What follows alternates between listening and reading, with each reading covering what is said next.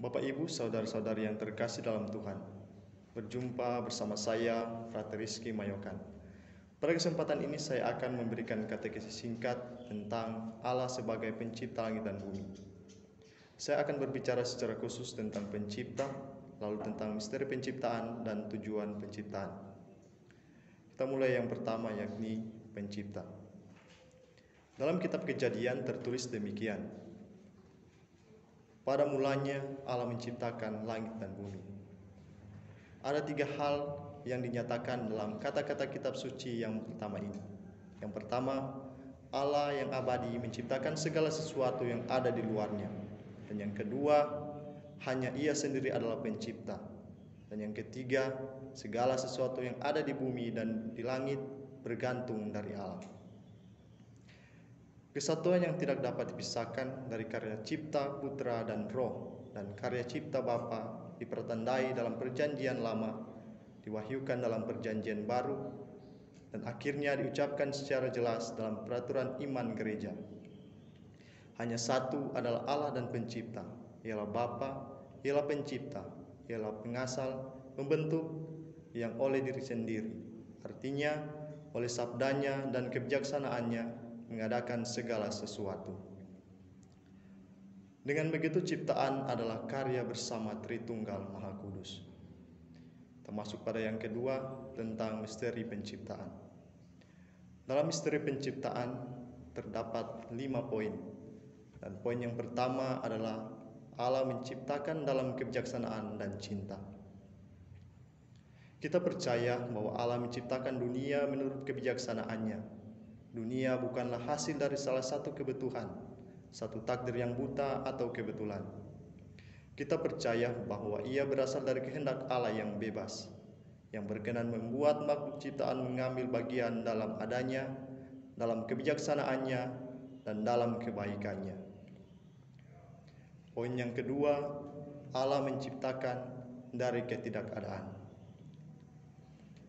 Kita percaya bahwa Allah dalam menciptakan segala sesuatu tidak membutuhkan sesuatu yang sudah ada lebih dahulu dan tidak membutuhkan bantuan apapun. Seandainya Allah menciptakan dunia ini dari bahan yang sudah ada sebelumnya, lalu apakah sebenarnya yang luar biasa?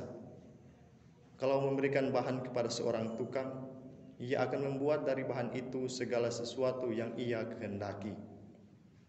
Akan tetapi kekuasaan Allah menyatakan diri karena ia bertolak dari ketiadaan untuk membuat segala sesuatu yang ia kehendaki.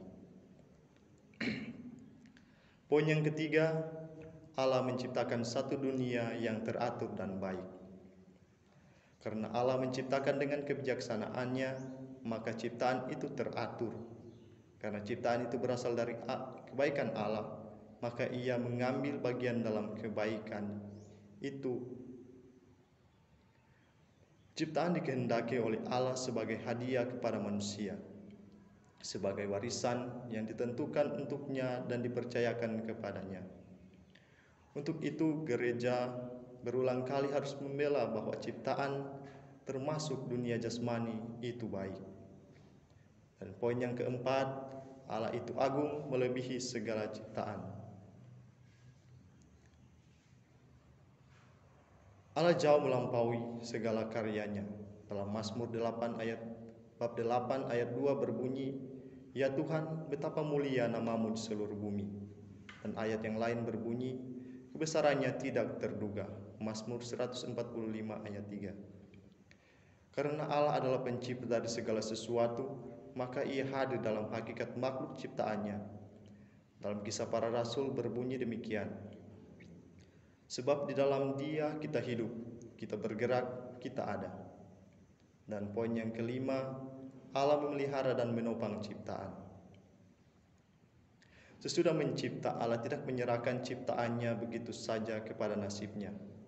Dengan sangat jelas diungkapkan dalam kitab Kebijaksanaan bab 11 ayat 24 sampai 26. "Engkau mengasihi segala yang ada dan engkau tidak membenci kepada barang apapun yang telah kau buat. Sebab andai kata kau benci sesuatu, niscaya tidak kau ciptakan. Bagaimana sesuatu dapat bertahan jika kau kehendaki Atau bagaimana dapat tetap terpelihara kalau tidak Kau panggil? Engkau menyayangi segala-galanya sebab adalah milikmu. Dan poin yang terakhir yaitu tentang tujuan penciptaan. Kitab suci dan tradisi selalu mengajarkan bahwa dunia diciptakan demi kemuliaan Allah.